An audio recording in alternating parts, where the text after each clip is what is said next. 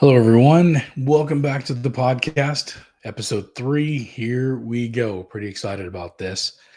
In episode number 2, I started the first half of the book, The Creative Act, by Rick Rubin. I had to basically break this book apart into two parts because there's so many good insights in this book that it's pretty hard to go through in a 20 or minute so podcast. So I wanted to really make sure that everybody got the essence of each of the insights that I'm presenting. So now we're going to get into part two. We're getting into part two of this book. I've had 7 new insights that I'm giving you with regards to this book. But first of all, I wanted to take you to a quote here. So let's take a look at the book and let me show you. I love this quote that's in it right here. It says that failure is the information you need to get to where you're going. Failure is the information you need to get to where you're going. Pretty powerful statement, really, when you think about it, because failure is one of those things that people, it's obviously negative. People don't want to necessarily equate themselves with failure, but failure teaches us so many different lessons. When we fail, the objective is to get back up on our feet quickly, dust off, figure out what the lesson was that we needed to learn to then go forward. And, hopefully that doesn't happen again. As kids, running outside, trip on a rock, fall, fail, get back up, dust yourself up, turn around and take a look and see the rock and make note. Oh, there's a rock sticking out of the ground right there. And if I'm about to run through that same path again, I probably should mind that rock so that I don't trip and fall again. So these are the things that we learn, lessons from failure. And thankfully, Rick was giving us this advice as well. So getting into the second piece of this book, the second half of this book, I want to start with a quote here from Rick. It says that it is time for the next project because is it time for the next project because the clock or the calendar says it's time? Or is it because the work itself says it's time? So, as artists, as creative people, regardless of whether you're doing writing, painting, music, doesn't matter what your artistry is your timing being driven by a clock or a calendar, or is the work itself actually driving the timing for your work? So, all right, let's dig in. First insight here is called 24/7 staying in it. So 24/7 staying in it really talks to one of the first concepts that Rick introduced in the book, the fact that we're all creators. We're all creating things as we go along. We're all doing different things, doing our art, doing our mastery, doing our work. All of that is creations. We're taking things that did not exist and we're making it anew. And an artist's job is never finished. We're constantly going and we're constantly in this creative zone, in this creative mode. We are working in two different types of ideas: the work of the doing and the work of the being. So as artists, we're the work of the doing and the work of being. And creativity is something that's us. It's something that we do, but it's also internal to us. It's somewhat of who we are. So in that, we are constantly in this idea of staying committed to being open, to discover what's all around us, to take a look at what other inspirations, ideas, and things like that come to us that align with the creativity and the creative work that we're doing. So if it's a piece of music that we're creating, well, what are some of the sounds that we hear out in nature that might inspire us to go forth and write a new piece of music? If we're painting or doing art, what did we see outside? What did we see in a book? What did we see anywhere that has given us this new inspiration to go forward and create a new piece of work for us? So it's all about just being present and ever being present. The second insight that I want to lay on you is a really interesting concept. It's called how to choose. As artists, sometimes we take a step back and we say, well, do we really want to go with this or this? Do I really want my art or my craft or whatever it is that I'm developing to take path A or path B? And how many times have we thought, well, maybe I should just flip a coin? Heads is A, tails is B, and maybe I should flip a coin. Here's the interesting thing about this. As soon as you flip and toss that coin up into the air, you're secretly siding with, oh, I hope tails shows up. Hope tails shows up. You've already kind of made up your mind. So you know what? If you've done that And then deep down, if your heart is saying, hey, I hope tails comes up, option B, let the coin fall to the ground and just go with option B. You've already decided. So it's this concept of how to choose between A and B, flip a coin as the coin's spinning through the air. Whatever one you're hoping lands, let the coin drop and go with that. And I think that's incredible. I think about the amount of times I've done that before, and I've totally been like, oh, I hope this shows up. Well, you know what? Why don't I just stop right there and go on with the option that I truly want? So another quote that Rick has here: what we say, what we sing, what we paint, we get to choose. The art is the final word. So we get to choose what we do. We get to choose what we create. We get to choose all of it. For some of us, it's writing. I do a little bit of writing. I used to do some painting. I do presentations. I do this podcast. This is I guess you consider this art. I'm creating a podcast. So here we go. We get to decide what we want to do. And in deciding of that, we're starting off fresh. We're starting off clean. Clean slate is the next insight that I wanted to bring to you from this book. And it's just that idea of a clean slate is to be able to see the work that we've done and to start fresh, to see what a new piece would look like, what a new painting, what new music, what new whatever would look like. We're starting all over again. And then when we got that done, we just sit back and we can take it in and we can enjoy it. Now, sometimes clean slate also means approaching the work that we're in the middle of with a clean slate. And by that, I mean, maybe it's time to take a step back away from your work for a little bit. Maybe it's time to go work on another project. And this one main one that you've been working on, take a step back. Take a step back for a day, a week, maybe a month, and then come back to it with a fresh, renewed sense of what you were creating, that clean slate idea, that taking a look, I think about a painting that's maybe half done. Take a look at that painting and say, well, never noticed that before when I was actually painting it the first time. I never noticed that the way, the colors are, the light's kind of hitting the color. I never saw that before. You're coming in, approaching the work with a brand new clean slate, not necessarily a slate wiped clean, but a fresh set of eyes. Fresh set of eyes is a great way to describe it. You're coming at it at a different angle, at a different time, in a different emotional state, and in a different period of your life than you were when you were creating it. And that is where learning comes. The ideas start to spring forward. And what else can you do to improve upon that piece of work, whatever it is that you're creating? All right, another great insight here. He talks about the energy that's in the work. So when we get excited about work that we're creating, we get energized, and we get excited, and it motivates us. And we want to do, we want to just jump in, dive in, get starting to create it, everything. We want everything to be about the art and get all excited. Well, you know what that reminds me of? That reminds us of another powerful feeling called love. When you're in love, you're totally consumed by it. You lose track of time. You forget this, forget that. You're totally enveloped into that love. Well, it's the same when you're motivated by the creativity that's coming from the work that you're doing.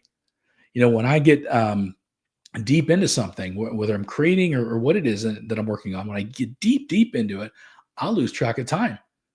I'll get my wife will come in the office and say, do you want anything to eat? Do you need something to drink? Because I've been going. I've just lost track of time. I forget about eating. Some people just kind of withdraw themselves for a period of time. But consider that's part of the excitement. That's part of the motivation. That's part of the energy of that creative process that we're working through. So depending on what it is you're doing, your creative process may dive you right into it, command all your attention, but go with the excitement. A lot of great things happen because of the excitement and because of the work that is created during that motivated excitement period. All right, another quote. The best work is the work you're excited about. All right, we just talked about the fact that, we get excited about our work, but you know what? I've had to create things because I've had to create things. And I can tell you right now that yes, I still can appreciate the process that I go through. I can still get energized about the work and the effort that I'm putting into it.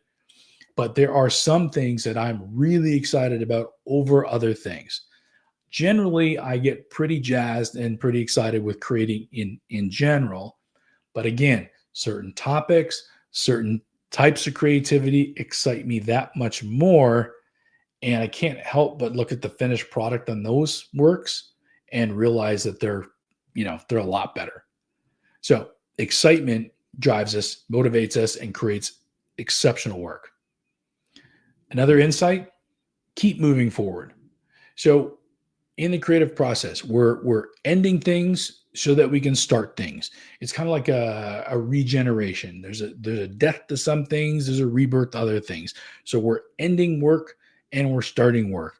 And if somebody is in this artistic state and they're all consumed with one piece of work and just that's they're all consumed with that and they're just going and they're not going through this ending to start anew, well, you're missing out on what could be possible. You're leaving no room for additional works. You're leaving no room for expansion in your creativity. So, Rick talks about the fact of ending to start new. We need to make sure that we are taking time to, finish a work, start a new work. Don't get just so focused in one particular piece of work or piece of creation that you just go and ignore all the other insights and creative motives that have come to you during that. Just make sure that, when it's all said and done, he says here that every artist creates a living museum of finished work, one work after another. Keep moving forward. So I like that. Another great quote that Rick put in the book: a work of art is not an endpoint in itself, it's a station on a journey, a chapter in our lives. We acknowledge these transactions by documenting each of them. So each step, each creative act, each thing that we produce is a station along a journey. It's a chapter in our life as we go through. And it's all about just creating our best work, starting, finishing, showcasing, whatever it is we're doing. Another insight, art is play. Now, making art can be serious. If we're going to make composing a piece of music, for painting, doesn't matter what we're doing, writing a speech, working on a new business concept, all of that stuff, it is serious work. But the opposite is also true. Making art is actually play. And some of the best ideas and some of the best, results have come from a playful mindset, just being creative, just being free to just, no stress.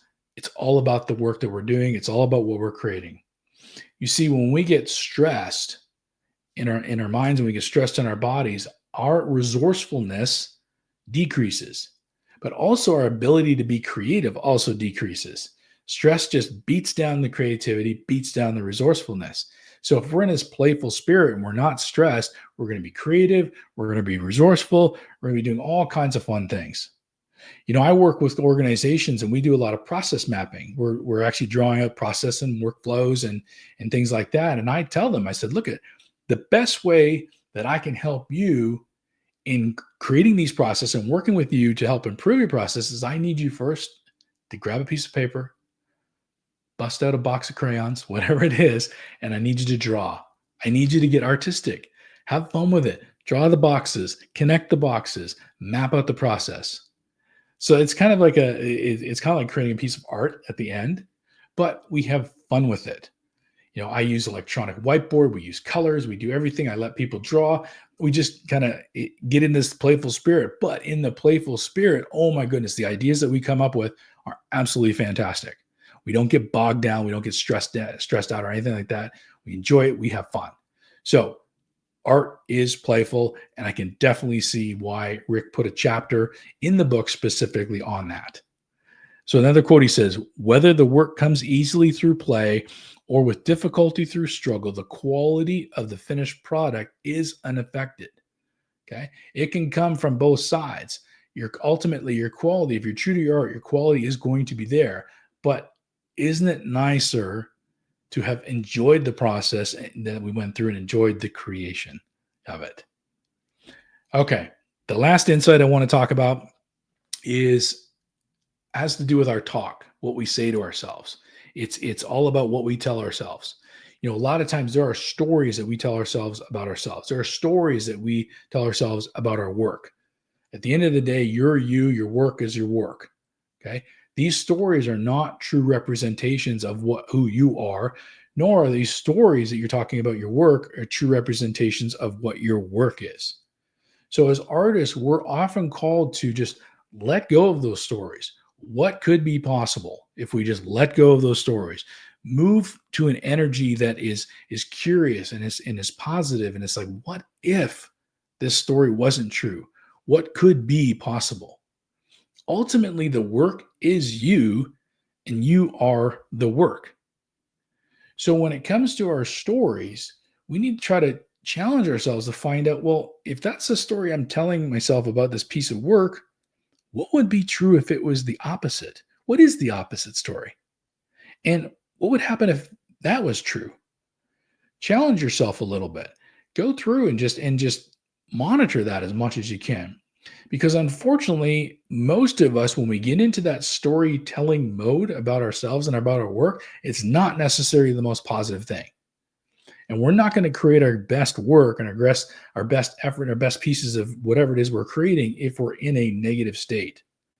So if you're telling yourself a story about you or the work and it's negative, I challenge you to come up with the positive opposite version of that story. Write it down if you have to. Then ask yourself, what could be possible?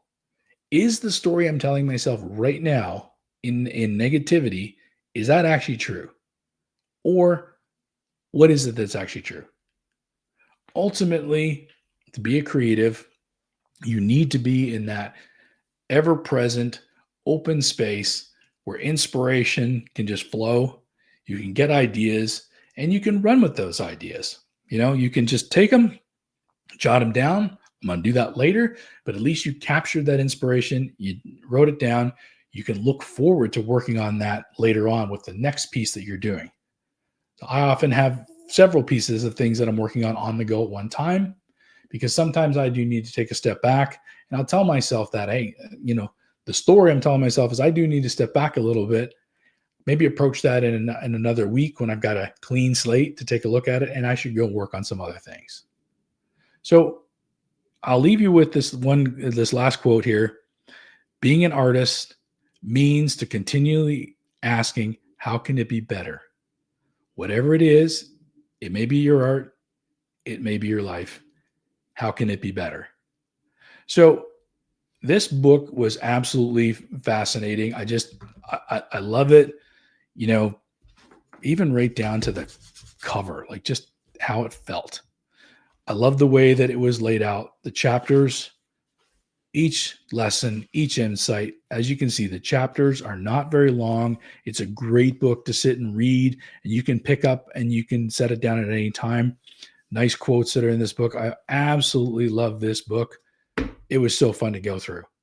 So next week, the podcast is going to be on, boom, Steal Like an Artist. I thought, well, why not just keep on the art theme a little bit? Although this is a lot more than just art in this book, but Steal Like an Artist, 10 things nobody told you about being creative. This is what we're going to be reviewing on the next podcast. So I'm going to be going through that this week, and I will have that for you next weekend.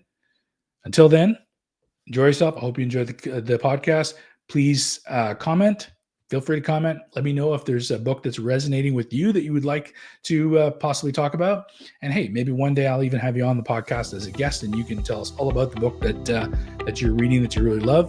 But thank you very much. Don't forget to do the like and the subscribe and all that great stuff. I really appreciate you joining with me today. All right, take care. And until next time, have fun reading.